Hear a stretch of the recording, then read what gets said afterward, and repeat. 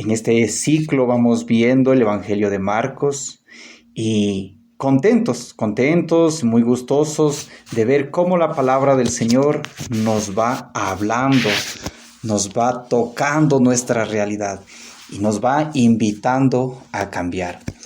Así es como empezamos este programa. Iniciamos poniéndonos en la presencia del Señor. Juntos digamos, en el nombre del Padre, y del Hijo, y del Espíritu Santo. Amén. Bendito Dios, te damos gracias por este día que nos regalas. Te agradecemos, Señor, por tu amor, por tu misericordia. Queremos, Señor, pedirte que nos regales de tu Espíritu Santo. Sabemos, Señor, lo necesitado que estamos de tu Espíritu. Sabemos, Señor, lo desgraciados que somos cuando no tenemos tu Santo Espíritu. Por eso, querido Padre, te invitamos a que te hagas presente en nuestros corazones, que te hagas presente, Señor, en cada uno de nuestros hogares. Y te doy gracias, Señor, porque estás presente en este espacio. Gracias, Señor, porque es aquí donde se puede sentir tu presencia. Por eso, Padre Santo, gracias una vez más por ese gesto de amor. Regálanos de tu Espíritu, Señor. Regálanos de tu Espíritu para poder entender tu palabra, para poder escucharla, para poder meditarla y para poder relacionarla con nuestra vida. Háblanos, Señor, desde tu palabra. Llévanos, Señor, hasta esa fuente que nos alimenta, hasta esa fuente que nos revela tu rostro en la persona de Jesús. Llévanos, Señor, a tu misericordia y acurrúcanos ahí, como el buen Padre que eres, como ese Padre amoroso que eres. Ven, Espíritu Santo de Dios, a nuestros corazones. Ven a alimentarnos con una nueva experiencia de Papá Dios. Ven a revelarnos una vez más ese desierto que vive Jesús en este tiempo. Ese desierto que nos invita a transformar nuestra vida. Ven, Espíritu Santo de Dios, y ayúdanos a cambiar nuestro corazón. Regálanos una verdadera conversión. Por eso, Espíritu Santo, te pedimos que nos acompañes y que acompañes a cada uno de los oyentes. Y les invito, queridos oyentes, ahí en el lugar donde estén, dígale al Espíritu Santo que entre en su vida, que transforme su vida, que transforme su relación conyugal, su relación de padre, de madre, de familia, su relación de hermano, de vecino, que sea el Espíritu Santo transformando nuestra relación. Pero sobre todo, Santo Espíritu de Dios, te pedimos que nos alcances la salvación, para que podamos entrar en la presencia del Padre, para que podamos entrar en comunión con Jesús y para que podamos ser santificados por ti, Espíritu de Dios. A ti, María, Madre de Dios y Madre nuestra, te pedimos también que nos acompañes y que intercedas por cada uno de nosotros, que intercedas también, mamá, por aquellas personas que nos escuchan en los diferentes hospitales del país, en los centros de rehabilitación, en los lugares, en los hogares más alejados, ahí donde el hombre físicamente no puede entrar, pero a través de las ondas radiales puede llegar con el mensaje de Dios. Ahí, mamá, te pedimos que intercedas por aquellas personas, para que ellos también abrigados por el amor de Dios, para que ellos también y todos seamos cobijados por el mismo Espíritu Santo de Dios, podamos rendir honor, gloria y alabanza a nuestro Creador. Madre del cielo, te pedimos que sigas intercediendo por nosotros. A ti, Santo José, casto esposo de María, hoy en tu día que celebramos tus festividades, queremos pedirte que nos enseñes a ser sencillos como tú, pero que aprendamos a escuchar a Dios cuando nos habla, que aprendamos a ser obedientes a la palabra de Dios, así como tú eres obediente. Por eso, José, nos encomendamos a tus intercesiones, para que la humanidad entera, para que la audiencia entera podamos seguir siendo testigos de las maravillas y del poder que Dios hace en nuestras vidas. Gloria al Padre, y al Hijo, y al Espíritu Santo, como era en el principio, ahora y siempre, por los siglos de los siglos. Amén. Iniciemos este programa diciendo en el nombre del Padre, y del Hijo, y del Espíritu Santo. Amén. Veníamos viendo en el programa anterior el capítulo 5 del Evangelio de Marcos. Este texto es bastante amplio. Decíamos que se acerca Jairo. Jairo es un hombre que está al frente de una sinagoga. Recuerde que la sinagoga es una casa de oración. Como emblema nacional, los judíos tenían el templo en Jerusalén. Pero cuando empieza la migración, la población empieza a crecer y empiezan a salir de Jerusalén, van para otros lugares, tienen que adecuar unas casas a las que les llaman sinagogas. En estas casas había un representante, una persona que entendía, que podía explicar lo que era la Torá, los profetas y los salmos. En esta sinagoga o en esta casa de oración nos muestra el texto de Marcos que había un hombre, que había un líder que se llamaba Jairo. Vemos que Jairo se le acerca a Jesús y le va a decir: ven e impón tus manos para que mi niña se sane y viva. Y decíamos nosotros en el programa anterior, Jairo se parece mucho a nosotros, nosotros nos parecemos a Jairo. El evangelista Marcos, desde este pasaje bíblico, nos enseña que debemos pedir primeramente la salvación. Sí, la salvación. Y así es como Marcos nos va mostrando que Jesús, antes de regalarnos todo lo que nosotros quisiéramos pedirle, Dios nos regala lo primerito, la salvación. Quisiera entrar un poquito en nuestra realidad espiritual. ¿Se ha dado cuenta que la mayoría de nosotros como cristianos católicos no es que celebramos los sacramentos por amor a Dios? No, la mayoría de nosotros, yo inmerso a la cabeza, hemos celebrado o hemos participado de los sacramentos por pura conveniencia material.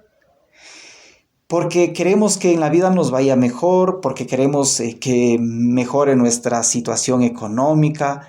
Queremos estar bien, en resumidas palabras. Por eso nos acercamos al sacramento de la confesión, al sacramento de la Eucaristía, al sacramento del matrimonio. Porque queremos estar bien, decimos. Pero Marcos nos enseña a que debemos estar cerca de Dios, a que debemos comulgar con Dios, es decir, estar en armonía con Dios para alcanzar la salvación. Partiendo de la salvación, todo lo demás, dirá el Señor, es añadidura. Entonces es muy importante de que usted y yo vayamos cambiando nuestra cultura de bendición. Digo nuestra cultura de bendición porque, vuelvo a insistir, cuando uno desea algo para el prójimo, siempre le desea algo material. A lo mucho por ahí le desea que tenga la gracia de Dios, ¿cierto? Muy pocas personas podrían ser las que realmente decimos que Dios te acompañe, que Dios te sane, que Dios te salve. Insisto, Marcos hoy nos enseña a que debemos bendecir a las demás personas pidiendo que Dios nos regale la salvación. Otra de las figuras que me conmueve a mí dentro de esta pericopa, en el versículo 23, Jairo le dice a Jesús: ven e impón tus manos sobre ella para que sane y viva. Y a mí me conmueve tanto esta palabra o esta imagen de la imposición de las manos. Fíjese que imponer las manos es para transmitir el Espíritu Santo que Dios nos ha regalado.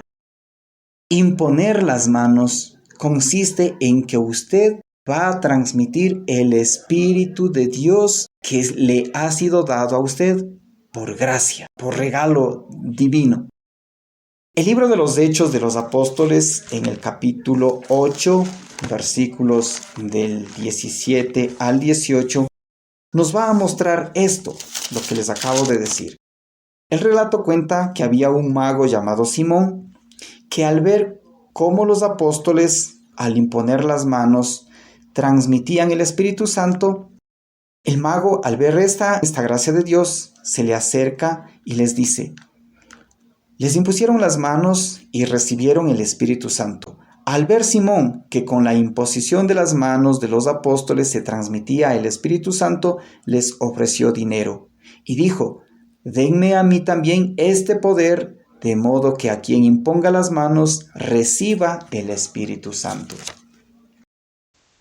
Por eso es que en el sacramento del orden, en el sacramento de la reconciliación, en el sacramento del bautismo, en el sacramento de la confirmación, el sacerdote o el obispo, en el caso del sacramento del orden y en el sacramento de la confirmación, el sacerdote o el obispo imponen las manos, porque de esta manera nos están transmitiendo el mismo Espíritu Santo que ellos recibieron de parte de la sucesión apostólica. Pero acá viene otro gesto muy importante. Pablo, en la primera carta a Timoteo, en el capítulo 5, versículos 22, nos va a decir lo siguiente: no impongas a nadie las manos a la ligera, no sea que te hagas cómplice de los pecados de otro. Sorprendente cómo nos dice Pablo. En algunos momentos nuestras comunidades dicen: muy bien, vamos a orar por tal persona, por favor, estire su mano derecha y oremos juntos. Y ahí es lo que Pablo nos va a decir: no impongas las manos a la ligera. Pablo nos da la misma respuesta porque dice: no vaya a ser cosa que te hagas cómplice de los pecados de otro. Es importante entonces saber cómo está nuestra conciencia personal, en lo personal, cómo está nuestra conciencia. Y no se trata de llegar a imponer las manos así por así. Primeramente, debemos entrar en oración, pedir Espíritu Santo para que el Espíritu Santo vaya purificando, vaya transformando nuestra vida y para que sea el Espíritu Santo mismo quien en el momento adecuado sea Él quien nos motive a imponer las manos por los demás. Así es que a revisar las Sagradas Escrituras y a tener mucho cuidado con nuestros gestos de imposición de manos a la ligera. Un hombre que pide sanación, si es que lo hace con la fe de Jairo, va a alcanzar mucho más que la sanación. Va a alcanzar la salvación. Eso nos va mostrando el Evangelio de Marcos en el capítulo 5, cuando nos dice que Jairo se le acerca a Jesús y le pide sanación, pero Dios le regala mucho más que eso, la salvación de su niña. En este pasaje bíblico también vemos, decíamos, dos figuras, dos mujeres. Una mujer ya pues de edad aparentemente, porque dice que vivía 12 años llevando un sangrado, llevaba una hemorragia. La hemorragia, el derramamiento de sangre para el pueblo judío de la época de Jesús significaba de que vive en impureza. Esta mujer anciana representa al pueblo del Antiguo Testamento que vive en impureza. La impureza no solamente tiene que ver con el aspecto de la sexualidad, sino con todos aquellos pensamientos que van a causar un mal en el prójimo, con todos aquellos pensamientos y actos que van a causar un daño también al prójimo y por ende una ofensa a Dios. Digamos, estoy pensando cómo mentir, ya es un acto de impureza. no solamente en la parte sexual, decíamos. Estoy pensando cómo agredir a una persona, sea física o psicológicamente. Hablar de pureza es hablar de santidad. Y hablar de impureza, pues es lógicamente hablar desde la parte humana y desde la parte pecaminosa. Mientras que la niña, que tenía 12 años, representa al pueblo del Nuevo Testamento. Pero acá viene algo importante. Fíjese que la mujer, la anciana que representa al Antiguo Testamento, adolece de una impureza, pero el texto no nos dice que murió. En cambio, en la imagen, en la figura de la niña de 12 años, que representa al nuevo pueblo de Dios, al pueblo del Nuevo Testamento, vemos que esta niña tiene una enfermedad, una niña que agoniza, una niña que experimenta la muerte y sobre todo una niña que resucita. Ese pueblo o esa niña representa a cada ser humano, usted, querido oyente, y yo. Porque como pueblos de Dios, como bautizados, experimentamos esto, lo que experimenta esta muchacha, vive en enfermedad y nosotros vivimos en una enfermedad. Cada uno de nosotros sabemos cuál es su enfermedad, cuál es su esclavitud. En otras palabras, cuál es su pecado que le atormenta tanto. Ese pecado nos lleva a la muerte, es decir, a morir a la gracia de Dios. No solamente la muerte en el aspecto físico, como hemos mencionado en algunos programas, sino que nos lleva a la muerte del alma a la gracia de Dios. Y lo que es más hermoso que nos muestra la imagen de esta niña es que cuando Jesús llega, nos toma de la mano, es decir, pasa su vida por nuestra realidad, lo que nosotros llamamos Pascua y que estamos a una semana de celebrarlo. Mire que llega Jesús, nos toma de la mano y nos regala una experiencia de su amor, una experiencia de resurrección espiritual. Pero qué importante es que usted y yo podamos conservar esa resurrección.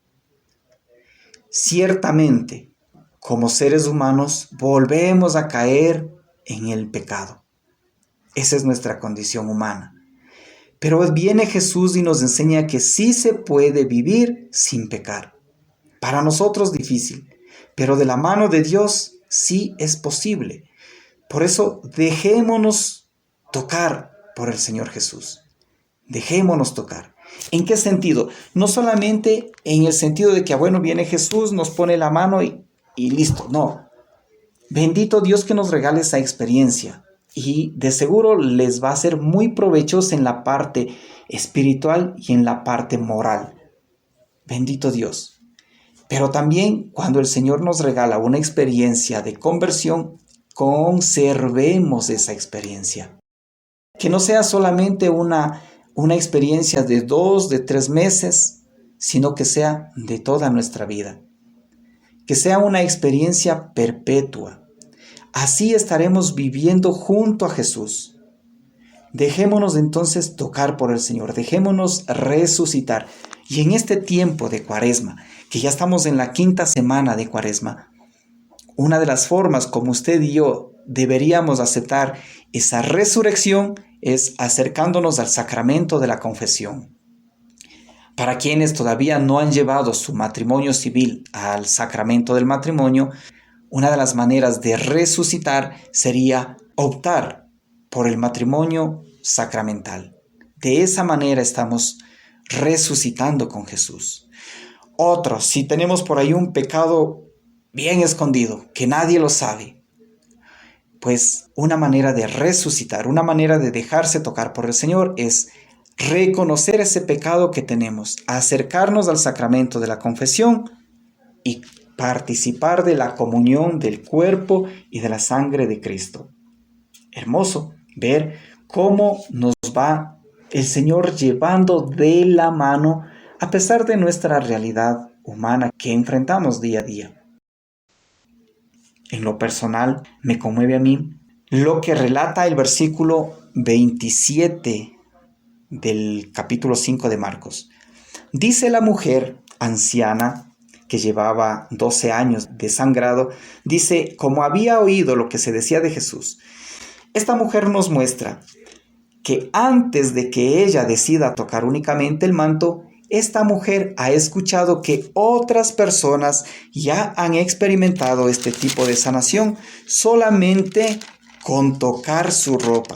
Dice el texto de Marcos que cuando Jesús sana a la suegra de Pedro, ya había mucha gente que lo seguía a Jesús y solamente esperaban tocarle sus ropas para ser sanados. La mujer se deja convencer de este gesto de las demás personas. En otras palabras, esta mujer anciana tiene fe. Ha escuchado de que otras personas se sanan solamente con tocar las vestimentas de Jesús y dice ella, si otros se sanaron, ¿por qué yo no? ¿Y qué tiene que ver esto con nosotros? ¿Qué tiene que ver esto con usted y conmigo? Pues esta mujer nos enseña a creer lo que nos proclaman de Dios. Si a usted le dicen que Dios es misericordioso, pues su acto de fe, a semejanza de esta mujer anciana, es creer que Dios es misericordioso. Si a usted le dicen que Dios perdona los pecados a través de los sacerdotes, pues creámoslo. Eso pasa. Si a nosotros nos dicen que Jesús está presente en el pan, aunque yo digo Jesús es el pan, porque así lo dice el Evangelio de Juan en el capítulo 6. Jesús es el pan. Entonces, si a usted le dicen que Jesús es el pan, créalo. Aunque su raciocinio, aunque su razón le vaya a contrariar. Créalo, eso es tener fe como esta mujer. Y mire que esa fe, aquello que la mujer ha escuchado de las demás personas, esa fe le lleva a alcanzar no solamente la sanación, sino la salvación, como nos muestra ya el mismo texto en el versículo 34. Jesús le va a decir a la mujer, hija, tu fe te ha salvado, vete en paz. Y viene la parte final y le dice, queda sana de tu enfermedad. Cuando el Señor pasa por nuestra vida, hace eso, nos regala la paz y quita nuestra enfermedad. Cuando estaba Jesús todavía hablando, se le acercaron algunos de la casa del dirigente de la sinagoga, diciendo, tu hija ya murió, ¿para qué molestar al maestro? Jesús se hizo el desentendido y dijo al dirigente, no tengas miedo, solamente ten fe. Y les invito a que nos detengamos en este versículo 36, cuando nos muestra que Jesús se hace el desentendido y le dice al dirigente, no tengas miedo, solamente ten fe. Dos palabras, no tengas miedo. Y la otra, ten fe. En resumidas cuentas, lo que Jesús le está diciendo a Jairo es, no pierdas la paz. Eso le dice cuando el texto nos muestra, no tengas miedo, no pierdas la paz. Y en un momento de dificultad como estos, todos experimentamos perder la paz. Todos experimentamos que Dios nos ha abandonado, aparentemente, entre comillas, podríamos decirlo así. Y desde una mala concepción humana, pensamos que en un momento de desgracia se ha dado porque Dios nos ha abandonado, porque Dios nos ha castigado. Y no es así. Marcos nos muestra que Jesús está con nosotros. La otra enseñanza que nos da Jesús es solamente tener fe. Muy bien, si nosotros ante un momento de crisis, ante un accidente, ante una tragedia que estemos viviendo, perdemos la paz, sinceramente lo hemos perdido todo. Y consecuentemente perdemos la fe. Por eso Jesús insiste, le va a decir, ten fe, solamente ten fe, solamente. ¿A qué le suena esa palabra? Solamente. Lo que Jesús está diciendo, simplemente, lo más poquito, lo mínimo que puede hacer usted es mantener la fe. ¿Cómo le va a usted y a mí con la fe cuando tenemos un matrimonio que se está desintegrando? ¿Cómo nos va a usted y a mí con la fe cuando nuestros hijos se están perdiendo en algún vicio? ¿Cómo nos va a usted y a mí cuando nosotros nos estamos dejando llevar por un determinado pecado y que nos hace conscientes de que nos estamos alejando de la familia? ¿Cómo nos va a usted y a mí con el genio, con el carácter, con nuestro tono de voz que podemos tener en casa o con quienes nos rodean? A veces uno pierde las esperanzas, a veces uno pierde la paz y luego termina diciendo, es que yo soy así, es que yo no tengo componte. Usted y yo, al decir eso, estamos perdiendo la fe. Porque Jesús nos dice, lo mínimo que puede hacer usted ante cualquier realidad, lo mínimo que puede hacer usted es conservar la fe. Y pidámosle entonces al Señor que nos regale la gracia de la fe. Recuerde que gracia significa don, que también significa carisma, es lo mismo. Gracia, don o carisma es un regalo en palabra castellana. Es un regalo que nos viene de Dios. Y la fe, la paz, es un regalo que nos viene de parte de Dios. Estos dones de Dios, la fe y la paz, nos ayudan a alcanzar la salvación. Algo que nos insiste Marcos a lo largo de este capítulo 5.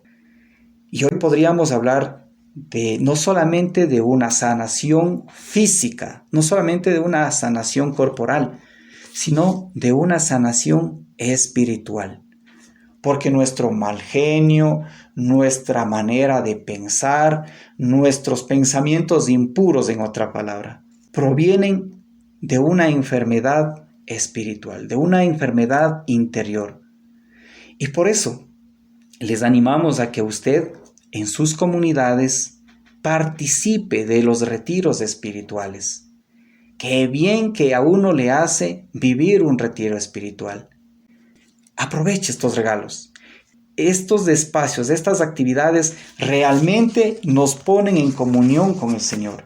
Realmente nos ayudan a tener una experiencia con el Señor. Y no solamente que alcanzamos la sanación, sino lo más importante, experimentamos el paso de Dios por nuestras vidas. Y vemos ya por el versículo 41, donde nos dice que Jesús le toma de la mano y le dice, Talita cum, que quiere decir, niña, a ti te digo, levántate. A nosotros también decíamos, el Señor nos dice, levántate. Levántate de ese pecado de infidelidad, de ese pecado de asesinato. Levántate de ese pecado de mentira, de ese pecado de chisme. Jesús a usted y a mí nos dice, Fernando, Rosita, Margarita, Andrés, José Luis, levántate, déjate tocar por el Señor, empieza una nueva vida. Y el versículo 42 es muy hermoso cuando nos dice, ella, refiriéndose a la niña, ella se levantó al instante y empezó a corretear, pues tenía unos 12 años. Había de ver el estupor que esto produjo. Versículo 43. Pero Jesús les ordenó severamente que no lo contaran a nadie y además mandó que dieran de comer a la niña.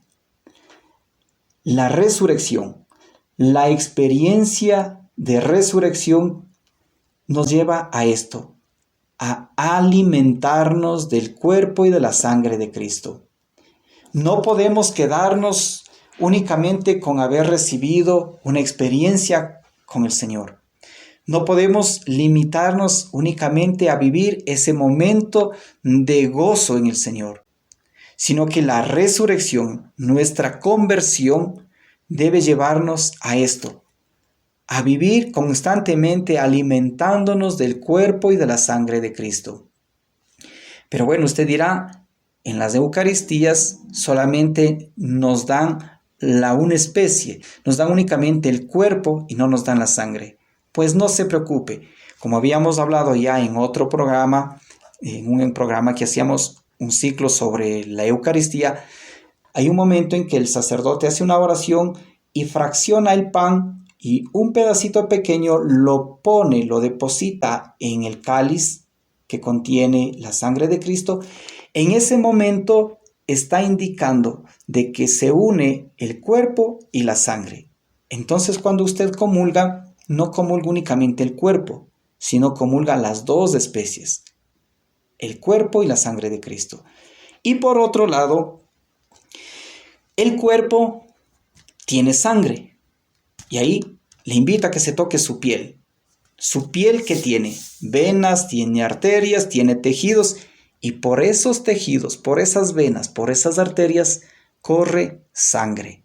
Entonces, cuando usted y yo comulgamos el cuerpo de Cristo, estamos comulgando también su sangre. Así es como llegamos a la parte final de este capítulo 5. En el próximo programa, con el favor de Dios, estaremos iniciando ya el capítulo 6. Y les invito a que vaya desempolvando su Biblia si todavía lo tiene guardada. Me gusta una frase que dice el cardenal Raniero Cantalamessa. Hablar de comunión con Dios no implica únicamente comulgar sacramentalmente a Cristo, sino que tiene que estar unida a la lectura de las Sagradas Escrituras. Y lo que dice el cardenal tiene lógica, porque uno no puede únicamente alimentarse del cuerpo de Cristo. Bendito Dios que usted lo pueda hacer, pero no debe conformarse únicamente con alimentarse del cuerpo y de la sangre de Cristo. Usted dirá, pero es lo máximo, es lo pleno. Sí, gloria a Dios, es el alimento pleno. Pero tenemos que revisar, tenemos que escudriñar, tenemos que estudiar las Sagradas Escrituras.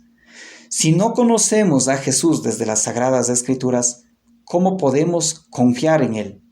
¿Cómo podemos anhelar sus dones? ¿Cómo podemos conocer su paso por nuestra vida y por la de nuestros familiares? O puede ser lo contrario, dice el cardenal Raniero Cantalamessa. Si usted únicamente se dedica a estudiar las Sagradas Escrituras, no puede conformarse con eso, sino que debe llevar esa experiencia con las Sagradas Escrituras a la comunión sacramental. Así es que anímese y pídale al Señor que nos regale ese tiempo para ir escudriñando las Sagradas Escrituras. Y le aseguro que su vida y la mía van a ir cambiando. Finalicemos el programa dándole gloria a Dios por su palabra. Y juntos digamos: Padre amoroso, rico en misericordia, de ti nos viene la sabiduría, el entendimiento y nuestra fortaleza. De ti nos viene tu Espíritu Santo, quien es nuestro intérprete por excelencia. De ti nos viene, Señor, los dones, todos los dones que necesitamos. De ti nos viene tu palabra, y por eso, Señor, hoy te alabamos, porque tu palabra es eterna, porque tu palabra ha transformado miles y miles de corazones, ha transformado el mío y seguirá transformando cada día más corazones. E incluso mi corazón seguirá transformándose diariamente por tu palabra. Para ti, Señor, sea la gloria por los siglos de los siglos. Amén.